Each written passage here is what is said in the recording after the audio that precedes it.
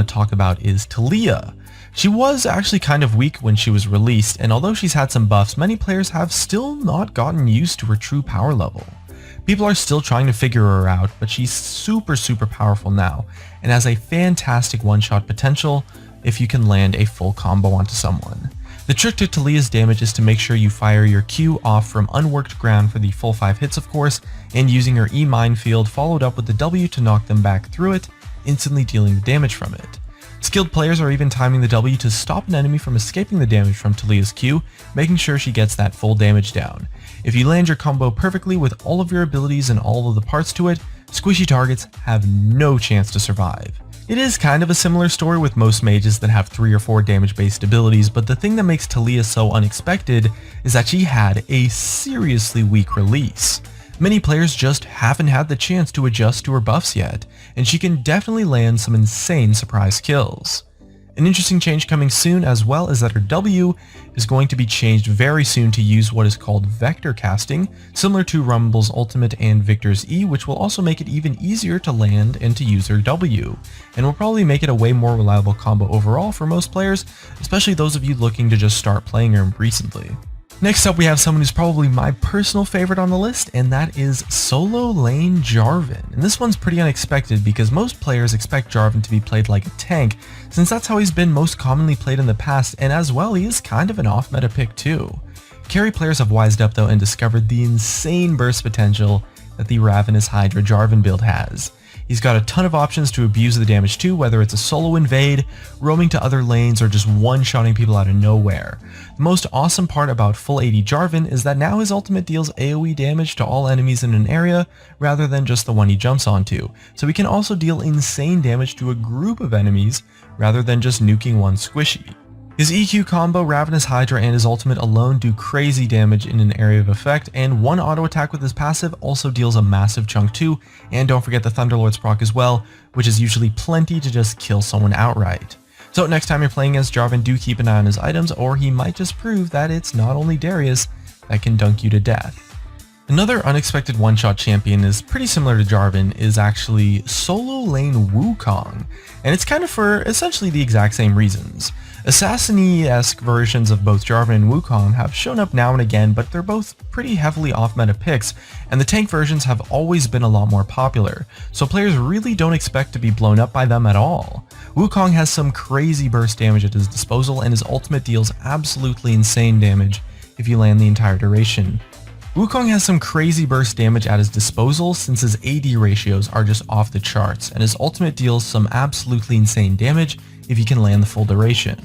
If you aren't too worried about killing multiple enemies at once, you can also pick up a Dusk Blade on either Wukong or Jarvan to basically give you a guaranteed kill when you unload your combo, and their base stats are high enough that you're still kind of tanky enough to get out alive afterwards, and it's just the freest matchup ever if you play against another assassin or burst damage champion. It's a super fun way to play the champions, and the only weakness is that if you get behind, it's a little bit harder to catch up than a tank build, but since they actually have some nice area of effect crowd control, it is technically easier than, the typical assassins like Zed and Fizz to catch up when you're behind. Offensive items are a little bit more expensive than tank items too, and being a little bit too slow to reach big jumps in power from items like Ravenous Hydra means that the enemy team has a little bit more time to build resistances to actually be able to survive your burst or get the damage to kill you first. Wukong and Jarvan are both strong laners though, so if you have a fair bit of experience with the champion and you have a good matchup, it shouldn't be too hard for you to get a small lead that you can then snowball by using a damage-oriented build.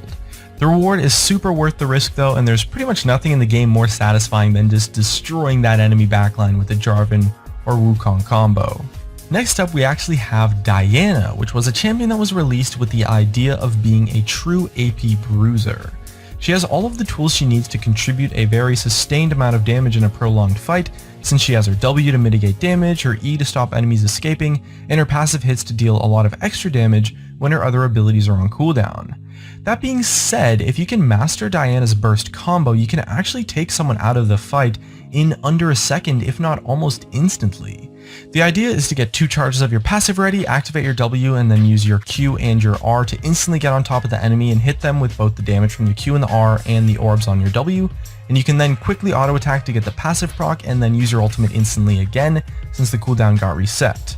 The The result, as long as you stacked enough AP, is whatever squishy you dash to is now just instantly dead. This was a super popular playstyle back when Deathfire Grasp was in the game because it gave even more reliability to burst damage like this, but it's still insanely powerful today and can really take people by surprise because Diana actually has a large amount of animation canceling that is possible with this combo. So if you master it, you can land 2 procs of the R, the Q, the passive, and 2 to 3 orbs from the W in completely under a second. So in all honesty, Diana doesn't even need to be ahead to insta-give someone like this either. As long as you're keeping up in gold and experience with kind of the average in the game, you're going to be strong enough to make it work on enemy mages and AD carries at least once you really get the hang of that animation canceling technique. Next up, we have someone who's a little bit interesting, and that is Cho'Gath. Like some of the others, the reason he can be so unexpected to actually one-shot people with his insta-kill potential is that he's usually just straight up built as a tank that wants to disrupt the game with his knock-up and his silence. He has some super potent ability power scaling across all of his abilities though, including his ultimate, which completely ignores armor and magic resistance because it deals true damage. Landing his knockup pretty much guarantees that you can land the rest of his combo, which is usually an auto attack, the roar to silence, and burst, and then finish off with an ultimate. If you stack a bit of ability power with maybe a Rod of Ages or an Abyssal Scepter for kind of like a hybrid AP off-tank build, no one's going to survive this combo except for tanks, and it's pretty insane how effective it actually is because it has so much crowd control comboed with it. It's worth taking Ignite early on as well because it lets you just destroy anyone with this combo at level 6, giving you the gold to pour into offensive AP items so that you can keep scaling and just terrorizing everyone while also still being super tanky.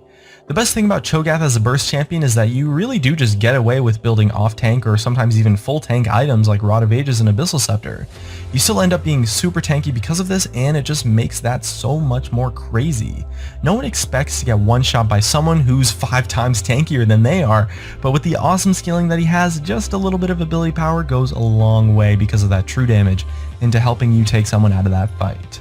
It takes a little bit of practice to land the combo though, and you need to be close enough to follow up after the Q knockup to land the rest of your abilities, but as long as you hit everything, it's pretty much a guaranteed kill. There was even a game in the NALCS recently where TSM Bjergsen took Cho'Gath mid and spent the game just flashing in to destroy enemy carries with this combo as soon as he landed his Q, and it was honestly just disgusting. You know it has potential if Bjergsen's doing it, so definitely give this one a try for sure.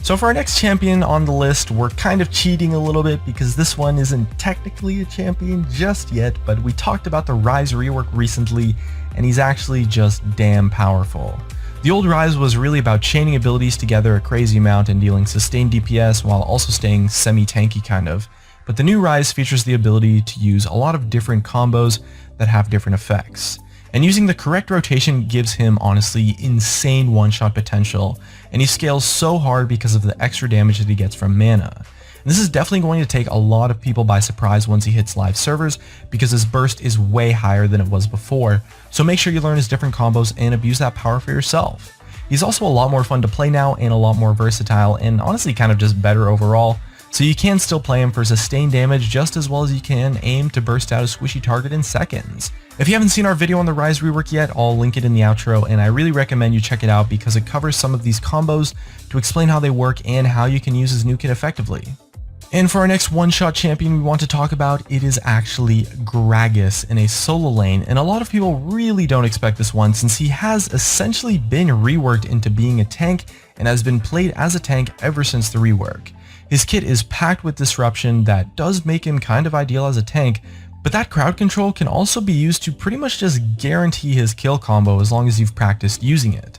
There's a lot of really high-ranked Korean players in solo queue that have started making some crazy montages showing off the power of full AP Gragas in a solo lane. And the way it works is that you can use his stun with his body slam and flash, and ultimate to both burst and lock down a target, knocking them into your Q barrel with the ultimate that is sat waiting to explode on them, and then you proc the Q, and since the Q's been out for a while, you get the bonus damage effect for the increased duration. You can easily fit an auto attack in it too, letting you get the huge damage from your W as well, and the end result is just free kills over and over again on squishy targets once you master the mechanics.